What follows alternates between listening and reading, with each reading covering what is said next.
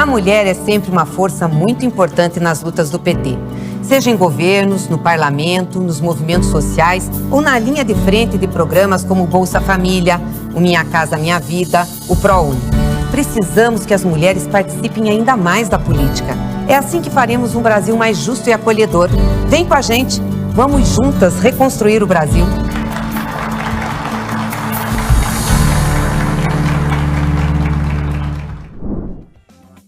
A importância da formação e participação na luta por direitos da população LGBT é o tema da aula de hoje, com a professora Roselaine Dias.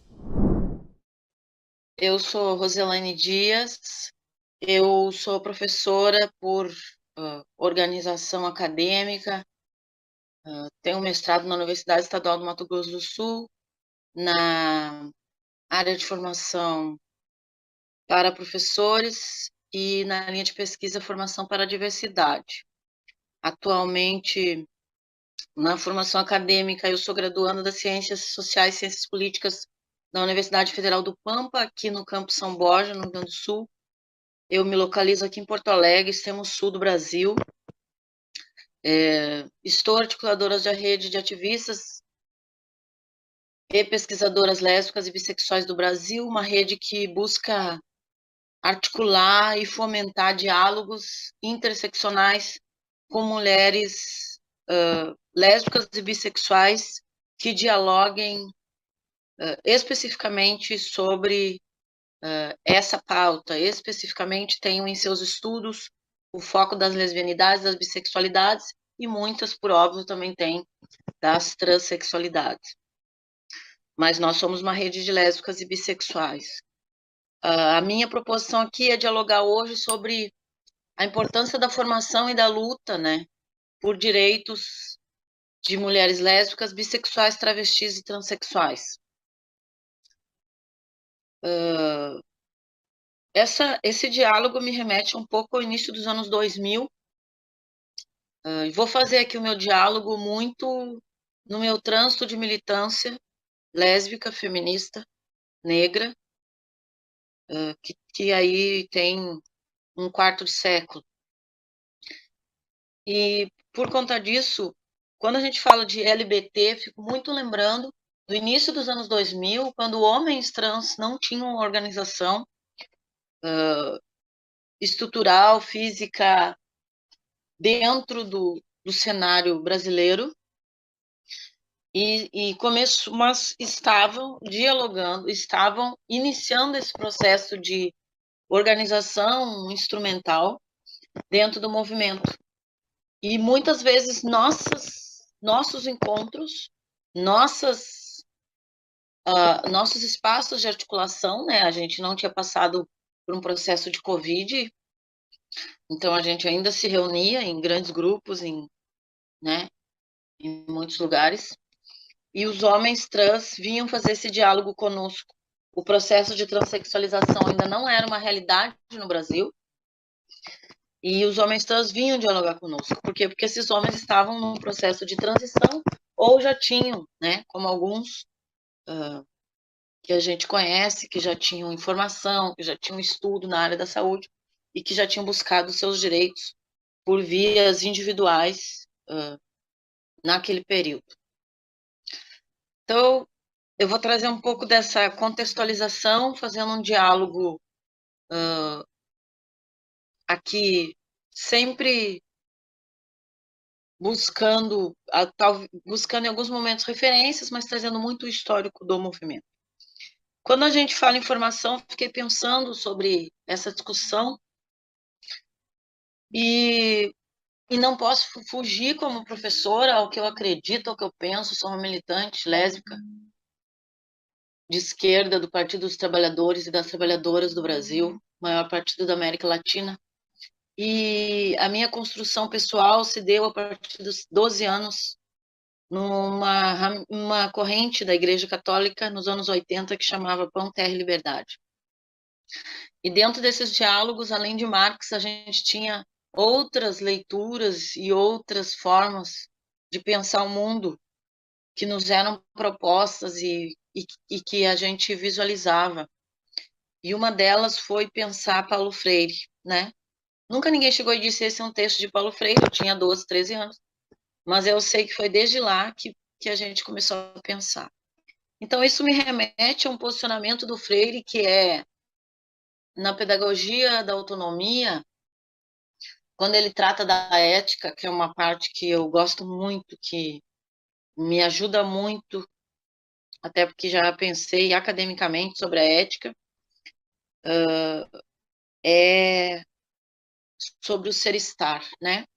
Então, o momento que o Freire diz, eu acho que é a página 36 da Pedagogia da Autonomia, em que ele diz, você só é o que está sendo, né? Você só é o que você vive.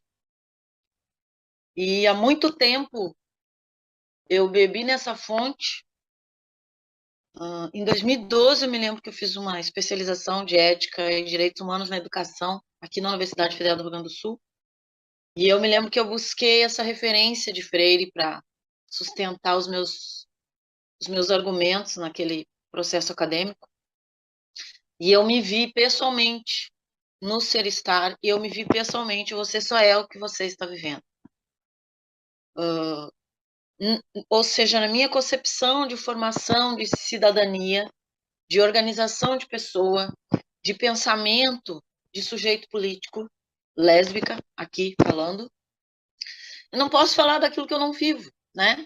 Eu não posso dialogar num trânsito de verdade que não seja minha. E mesmo que as pessoas possam questionar essa verdade, ela ainda é a verdade que eu vivo. Então, você só é o que você está vivendo.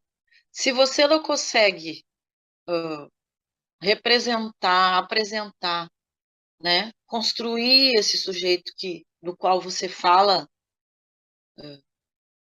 você não está sendo eticamente, né, eticamente verdadeira, você não tem uma condição ética, porque é disso que Freire trata, né? A ética, ela pressupõe a verdade, a ética, ela pressupõe um compromisso do sujeito, ela pressupõe um compromisso de vida. Então, é nesse sentido que eu venho fazer minha fala, como sujeito político lésbica, que se construiu a partir de um diálogo partidário, ao qual eu me vinculo até hoje, né? Dentro desse processo de formação LBT, nós não podemos descaracterizar a importância do Partido dos Trabalhadores e do Partido das Trabalhadoras.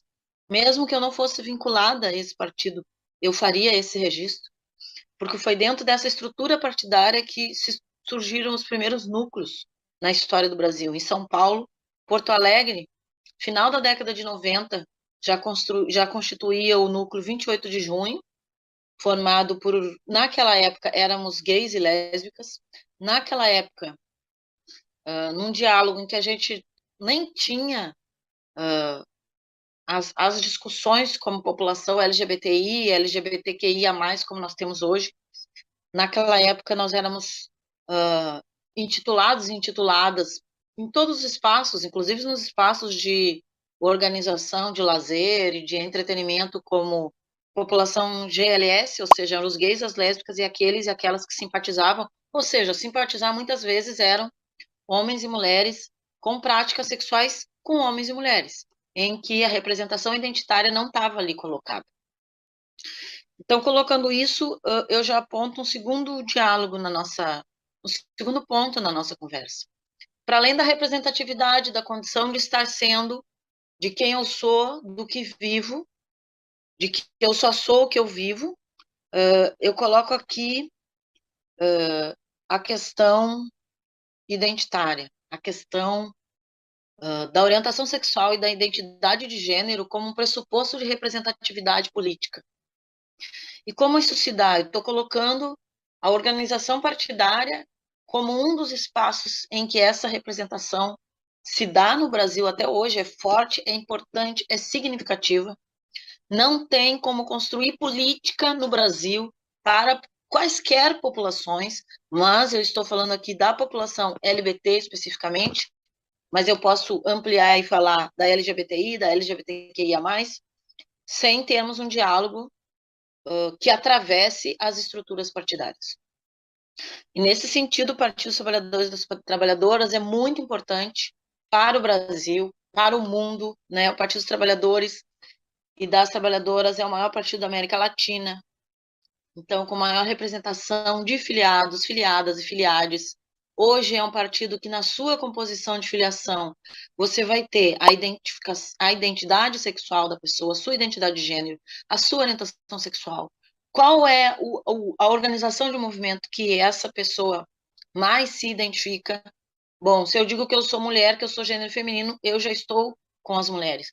Mas eu, nessa especificação, eu tenho as minhas singularidades de ser mulher.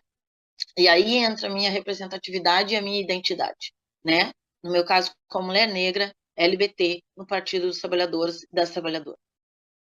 Então, essa representatividade identitária, ela foi importante no Brasil, ela é importante no Brasil, para que nós sejamos vistos. A visibilidade, ela é significativa. A visibilidade é uma forma de construção da organização social dos sujeitos, né? Eu trabalho na educação fundamental. Você não tem como trabalhar com as crianças sem que elas tenham uma percepção concreta da sua realidade. Se ela não se visibiliza naquela organização, naquele espaço, ela não se identifica. Ao não se identificar, ela não concretiza a sua realidade, né? Ela não se revela dentro daquela experiência de sujeito colocado. Da mesma forma, a população em geral, quer dizer, nós precisamos ter essa representação identitária para que nossos sujeitos, nossas pessoas, não sejam uma mera lembrança abstrata de um construto social organizado dentro da sociedade. Então, a partir dessa organização partidária, o movimento, naquele momento, o movimento LGBT como um todo, vai se organizando na década de 90, vai se estruturando, e no final da década de 90, a gente tem uma grande fonte de revelação de organizações representativas e identitárias no movimento LGBTI. E as mulheres, que é a pauta, a minha leitura aqui específica hoje, as mulheres lésbicas, bissexuais, e aí a gente vai falar transexuais. Naquele momento eram mais as travestis elas são histórica precursora na construção dessa representatividade identitária dos sujeitos. Eu não posso falar de organização de representação identitária LGBT sem falar da travesti. A travesti está na rua desde sempre, né? A travesti, a maior parte por exclusão, por ter que sair da escola, por não ser aceita, por ter que sair de casa muito jovem, por ter que sair da sua cidade e enfrentar as grandes capitais do Brasil sem formação estrutural, curricular, precisa ganhar as ruas, né? E ganhar as ruas se entende como ganhar vida com seu próprio corpo, usa da prostituição como uma forma de sustentação. Isso tem mudado, mas ainda é a realidade da maior parte da população brasileira. Você não pode falar de uma travesti que sai do interior do Piauí e vai para São Paulo sem achar que ela vai trabalhar no grande mercado da região paulistana. Isso não é verdade no Brasil ainda. E a travesti é importantíssima. Aqui no Rio Grande do Sul nós temos uma grande companheira militante do movimento, Marcele Malta, uma das representações da Rede Trans Brasil, que é uma rede articulada no Brasil inteiro para trabalhar sobre a pauta transexual e travesti. E a Marcele, por exemplo, é uma travesti que já estava na rua na década de 70, foi presa muitas vezes por estar na rua, por ser travesti, né?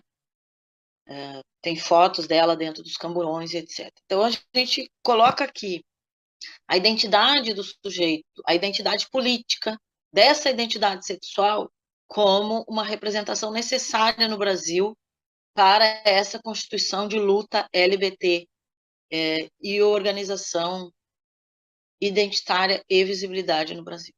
A partir dos anos 2000, a gente tem mulheres que começam a se organizar, dentre elas essa que vos fala, e que começam a pensar que há uma necessidade da gente se organizar como estrutura identitária específica, ou seja, eu preciso sair daquele grande coletivo onde a gente dialogava com gays e travestis e pensar em estruturas específicas, porque a nossa vivência de população como LGBTs é muito distinta das outras vivências, é muito distinta das outras vivências da população LGBTQIA+.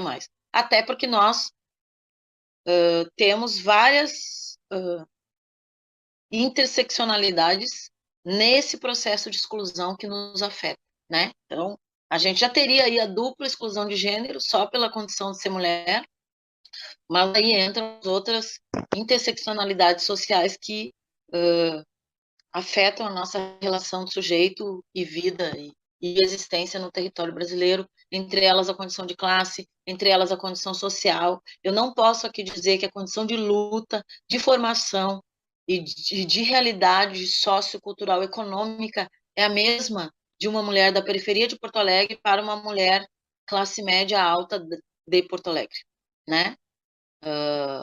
Porque aí também entram as interseccionalidades de raça, cor. Na periferia de Porto Alegre, eu votei a sapatão preta, né? Essa sapatão preta, em geral, ela não constitui a classe média de Porto Alegre, pela nossa colonização, pela nossa organização e estrutura social secular, em que o povo negro chegou aqui escravizado, né? Exceto a tripulação que chegou com o conhecido príncipe que trouxe o batuque no século XVIII para o Rio Grande do Sul e que já chegou aqui liberto, já chegou aqui com a sua condição hierárquica, estrutural e aristocrata na sociedade de Porto Alegre, né? Na região sul, que é Rio Grande, no porto de Rio Grande, e ali se estabeleceu uma das ramificações de matriz africana no Brasil, que é o batuque do Rio Grande do Sul. Mas isso é muito raro, né? Ou seja, quem chegou com aquela linhagem, à exceção da tradição de matriz africana que a gente perpetua, é raro alguém que chegou e que tem como ascendência esse príncipe na sua construção de sujeito. Então, nesse sentido, a gente precisa colocar a condição de formação LGBT diante desse quadro do cenário brasileiro de exclusões e de desigualdade social. Então, uma mulher LGBT na periferia de Porto Alegre, na periferia de Rio de Janeiro, na periferia de São Paulo, ela até os anos 2010, vou colocar assim, ainda teria dificuldade de formação.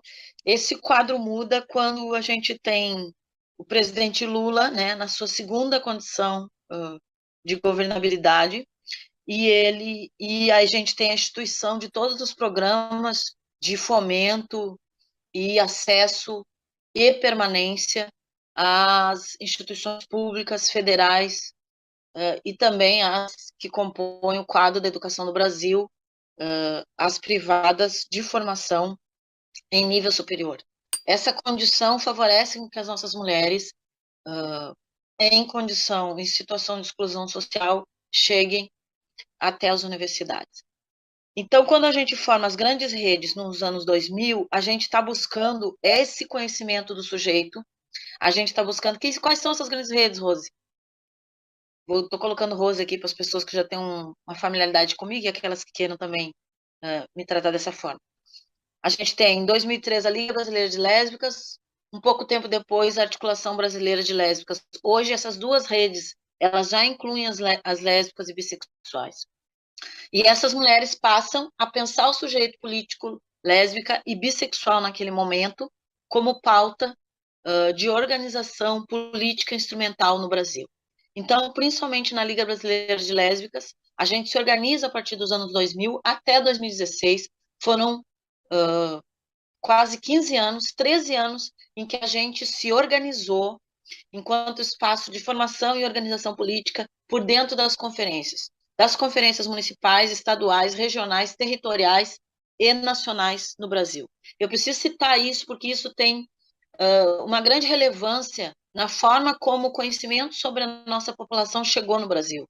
E isso se deu muito pelo viés da saúde e muito pelo viés do campo dos direitos sexuais e reprodutivos, e aí se coloca especificamente na pauta e na singularidade das mulheres no Brasil, e esse conhecimento e essa possibilidade de acesso e visibilidade se deu pelas conferências nacionais. Então, eu quero aqui lembrar para as mulheres que participaram das conferências e para aquelas que não participaram, é fonte de pesquisa, a psicóloga Aline Piazon, aqui do grupo de pesquisa da PUC, fez uma leitura sobre as nossas condições, sobre as políticas públicas para as mulheres lésbicas, a partir das conferências nacionais. Nós temos outras companheiras, nós temos um trabalho que vai sair agora pela Universidade de Brasília, uma dissertação que foi defendida há pouco tempo, em que a nossa companheira buscou as referências no movimento lésbico, de lésbicas, para pensar essa construção de políticas e participação no Brasil. E isso é formação. Então, até 2016, até a Conferência Nacional das Mulheres, eu me lembro que, antes da última Conferência Nacional, a nossa luta era pelo eixo 9, né, que transversalizava a proposição das políticas públicas no Brasil para as mulheres. Por quê? Porque nós tínhamos que estar no eixo 9. O eixo 9 trazia singularidades das mulheres, o eixo 9 trazia a organização da política para todas as mulheres, né, no território brasileiro. A Constituição de Saúde, até hoje, a Liga Brasileira de Lésbicas fez parte do Conselho Nacional, eu tive oportunidade de participar de comissão entre 2011, 2012, 2013, depois a Liga passou a ter, a LBL passou a ter assento no Conselho Nacional, hoje nós temos a ABL e nós temos a Candaces, com assento no Conselho Nacional de Saúde, Candaces, que é uma articulação de mulheres negras no Brasil, de lésbicas e bissexuais, e nós tivemos um trânsito pelo exercício do direito no Brasil, por meio do Conselho Nacional de Combate à Discriminação LGBT, né, do qual eu fiz parte como conselheira de 2011 até 2016, e no período de 2015 e 2016 eu fui vice-presidenta e com muito orgulho responsável enquanto sociedade civil pela terceira Conferência Nacional LGBT do Brasil, a última. Faz 6 anos que nós não sentamos e não dialogamos enquanto representações públicas e nominadas pelo seu próprio segmento e organização política de construção não formal e não institucional sobre a nossa condição de população de lésbicas, bissexuais, travestis e transexuais no Brasil. Então, com isso, eu quero colocar, eu falei do acesso à formação e acesso à permanência, quero colocar para as mulheres LGBT e para aquelas que não são LGBT e que estudam e que pensam e que se preocupam com todos os sujeitos e todas as mulheres no país, da importância de nós termos as nossas mulheres, principalmente aquelas que não têm condição estrutural, econômica, familiar para acessar os bancos acadêmicos, para que elas estejam, né, dentro dessa realidade sociocultural no Brasil, de formação, porque nós precisamos pensar os nossos jeitos. Eu sou um exemplo dessa construção. Até 2016 eu era uma militante, tinha formação de educação superior por condição profissional, mas depois de sair do Conselho Nacional, de ter vivido essa experiência enquanto representação da população LGBTI como um todo no Brasil, de conhecer praticamente todo o território brasileiro, eu percebi a importância de ir para as estruturas acadêmicas e pensar naquele momento sobre a LGBTI-fobia que mata as mulheres trans, mata as mulheres lésbicas. O dossiê sobre lesbocídio no Brasil, construído por uma das nossas companheiras da rede Lesbe Brasil, Suane Soares, e outras companheiras da Universidade Federal do Rio de Janeiro, o dossiê sobre o lesbocídio, publicado em 2018, ele apresenta as mortes no Brasil, ele apresenta o quão esse corpo que não compõe a representação patriarcal, estrutural, heterossexual, cristã no Brasil, é violado, é extinguido da sua condição de existência. E aí eu volto lá no Direito de Ser e Estar, intitulado por Freire, quando dialoga a ética. E eu vou dar como exemplo, a gente tem o registro no cheguei no Mato Grosso do Sul, onde eu defendi a minha dissertação de mestrado pela Universidade Estadual do Mato Grosso do Sul, em 2016, e foi assassinada a Thaís. A Thaís era uma mulher que, por acaso da vida, se envolveu com uma outra mulher que tinha saído de um relacionamento heterossexual, ou seja, um relacionamento com um homem, e a Thaís estava no seu trabalho. Para quem conhece ou um dia for ao Mato Grosso do Sul, Mato Grosso do Sul tem uma grande avenida que chama Afonso Pena. Afonso Pena tem várias praças, uma delas fica a uma quadra de uma multinacional que trabalha com os foods no Brasil, e a Thaís trabalhava nessa rede, e a mulher já estava separada dela, tinha uma filhinha, ela, por conta do relacionamento, ainda tinha um afeto, um cuidado com a filhinha. O homem obrigou a mulher a chamá-la na praça, e ela foi até a praça, saiu do seu trabalho, que ficava na esquina, e foi até a praça, e a Thaís foi degolada numa praça pública, numa capital do Brasil, numa capital do centro-oeste do Brasil, que quando eu fui fazer minha pesquisa, era a quinta capital que mais matava por LGBTfobia no país. Então, com esse dado, com essa morte, eu quero dizer para vocês, eu quero falar sobre essa condição do sujeito político lésbica e o direito que nós temos de ser e estar. O direito que nós temos de ser e estar vivendo. E a Thaís, assim como outras que são apresentadas no dossiê sobre lesbocídio, ela não teve o direito a essa existência. Ela não teve o direito de continuar. Uma mulher jovem que teve a sua condição de sexualidade, a sua condição de prazer, a sua condição afetivo-sexual, porque é isso, ser lésbica eu tenho atração afetivo-sexual por outra mulher. Eu não tenho por outros sujeitos, eu não tenho por outras pessoas, né? A gente já tem na população outras condições de desejo e prazer, enquanto lésbica, bissexual, nós não temos, né? As bis, elas têm pelas mulheres e também as suas relações heterossexuais, ou seja, constituem suas relações com gênero masculino. Então, para encerrar nossa fala, colocar aqui que a formação acadêmica é importante. Por isso, construir política pública que garanta o acesso e permanência de todas, todos e todes, principalmente das mulheres, que são os sujeitos, que são as pessoas que compõem a grande parte das nossas famílias no Brasil, inclusive as LGBTs, né? Eu vou encerrar a fala, mas eu vou dizer de muitas companheiras, principalmente travestis, que sustentam famílias, sustentavam na década de 90, sustentaram nos anos 2000 e continuam sustentando nas condições do país em que vivemos. Ou seja, quando falta, quando não tem na mesa, as travestis ainda vão para a esquina, as travestis ainda vão para a rua dar conta da sobrevivência das suas famílias. Todo mundo que conhece uma travesti sabe que uma travesti não trabalha para ela só, assim como quaisquer mulheres do Brasil. O IBGE mostrou numa pesquisa que as mulheres gastam 64% do que ganham dentro das suas casas para suas famílias e que os homens geram 31, 32% do que ganham para suas famílias. Então, nós temos aí uma desigualdade, uma desorganização e uma falta de responsabilidade familiar, e essa organização e essa responsabilização familiar ainda afeta as mulheres, independente da sua orientação sexual e da sua construção de identidade de gênero, como são as travestis e transexuais. Então, estou falando da condição do acesso e permanência nas estruturas públicas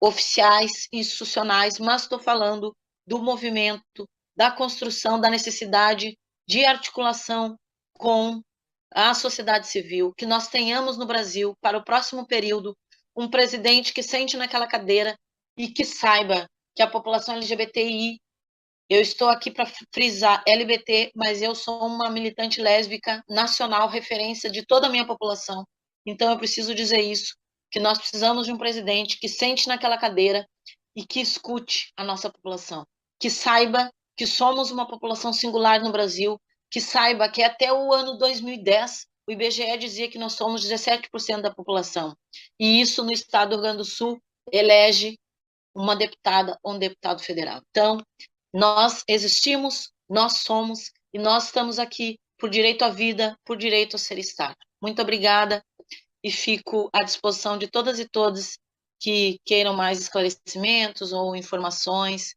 e mais detalhamento sobre a nossa condição de vida e existência. Obrigada.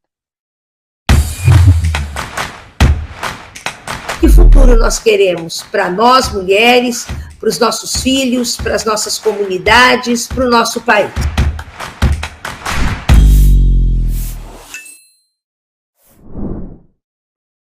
Bom dia, gente. Meu nome é Chopeli Santos. Eu sou coordenadora da Amotrans, que é a Articulação e Movimento para Travestis e Transsexuais aqui do estado de Pernambuco. Faço parte da ANTRA, da qual eu tenho orgulho de ser vice-presidente, ali na gestão da presidente Keila Simpson. Estou no Conselho Nacional do Direito da Mulher, como conselheira nacional do Direito da Mulher, e estou coordenadora do Fórum LGBT de Pernambuco. Minha aula de hoje é para falar um pouquinho para vocês da história do movimento trans e da perspectiva da saúde. Então, a gente vai resgatar lá de 1992, quando o doutor Adelaide Guerra, que era uma médica, ela criou o Programa Nacional de AIDS. E aí, quando ela criou o Programa Nacional de AIDS, ela começa a trabalhar a questão da epidemia da AIDS no Brasil. E aí, lá no Rio de Janeiro, ela identificou 5 mulheres trans e travestis, entre trans e travestis, que pudessem trabalhar a questão da saúde entre essas mulheres e a violência que elas sofriam. E aí, ela propôs, na época, a Giovana Cardoso, a Beatriz Senegal, a Elza Lobão, a Josi, que as meninas fizessem um evento que pudesse trabalhar e discutir a saúde das mulheres travestis na perspectiva da AIDS. E aí, na época, a gestão do Rio era de Joaquim Francisco, era do Leonel Brizola, que conta a lenda que ao passar pela orla de Copacabana, ele viu as meninas se prostituindo. E aí, essas meninas, ele pediu para que ofertasse a elas cursos de inglês para melhor capacitar elas. Parece-me que, na época, o assessor dele foi contra, por dizer que eram travestis, mas ele bateu o pé e aí, junto com o doutor Adelaide Guerra e a gestão do Leonel Brizola, Giovana, Indianara, Elza Lobão, Beatriz Senegal, a Josi, resolveram fazer o primeiro encontro nacional de travestis e liberados. E aí foi um mega evento no Rio, que aconteceu no Hotel Glória, com 200 travestis, vindos de todo o Brasil, participação dos gays, participação de lésbicas, porque era de travestis e liberados, para discutir quais eram as prioridades das pessoas trans na perspectiva da saúde. Na ocasião, a madrinha foi a nossa querida Elza Soares. E aí o evento começou a se repetir anualmente, E aí, durante anos, se discutiu como é que a gente podia trabalhar a questão do plano social, como é que a gente conseguiria trabalhar a questão da prevenção à AIDS, da sobrevivência dessas travestis, da empregabilidade dessas travestis. E aí, de 92 para 2004, a gente ficou fazendo as marchas, as primeiras marchas LGBTs que saíram no Rio foram puxadas pelas travestis. E aí, em 2004, o governo federal, através do Ministério da Saúde, resolve fazer uma campanha. Essa campanha se chamava Travesti Respeito. Essa campanha foi lançada em 29 de janeiro de 2004, e é quando a RENATA, que era a Rede Nacional de Pessoas Trans, criada lá no primeiro encontro, se transforma em ANTRA, a Associação Nacional de Travestis e Transsexuais. A partir daí, todo 29 de janeiro, a gente comemora a nossa visibilidade trans. Hoje falamos sobre a importância da formação e participação na luta por direitos da população LGBT com a professora Roselaine Dias. Esperamos vocês novamente amanhã. Convide as outras companheiras. De segunda a sexta-feira, sempre às 16h, aqui na TVPT. Reveja esta e outras aulas na playlist TV Elas por Elas Formação, no canal da TVPT no YouTube ou em formato de podcast no Spotify.